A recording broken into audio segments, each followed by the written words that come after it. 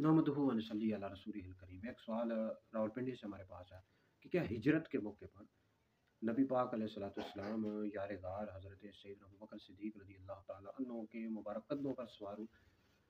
हिजरत के मौके पर नबी पाक अलैहिस्सलाम यार गार व मज़ार अमीरुल मोमिनीन हज़रत सैयदना अबू बकर सिद्दीक़ रज़ियल्लाहु ताला अन्हु के मुबारक कदमों पर सवार हुए।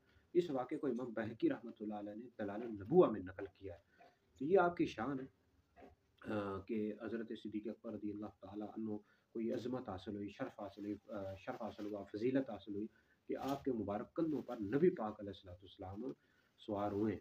और ये बहुत बड़ी शान है, बहुत बड़ी अज़मत है कि आपके कंधों को ये सआदत हासिल हुई कि उन्होंने नबी करीम अलैहिस्सलाम को उठाया।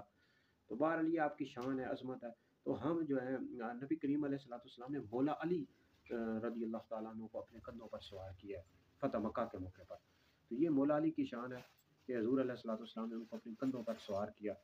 और इसमें इस तरफ इशारा था कि हज़ूर अलैहिस्सलाम ये बताना चाह रहे थे कि आप मौला अली को बुलंद कर रहे हैं। अब क़यामत तक कोई भी शख़्स अली का जो ज़िक्र है ये हमेशा बुलंद ही होता रहेगा।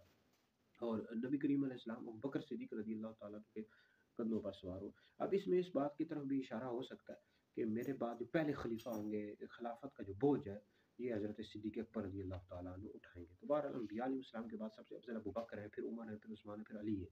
तो बहरहाल हज़ूर ने जिनको कंधों पर उठाया, हम उनकी भी अज़मत को मानते हैं, उनसे भी मोहब्बत इश्क करते हैं। जिनको नबी करीम अलैहिस्सलाम जिनके कंधों पर सवार हो, उनसे मोहब्बत करते हैं, उनसे भी इश्क करते हैं। अहले सुन्नत का है बेड़ा पार, अस्हाब हुज़ूर नच में है और नाव इतरत रसूलुल्लाह की।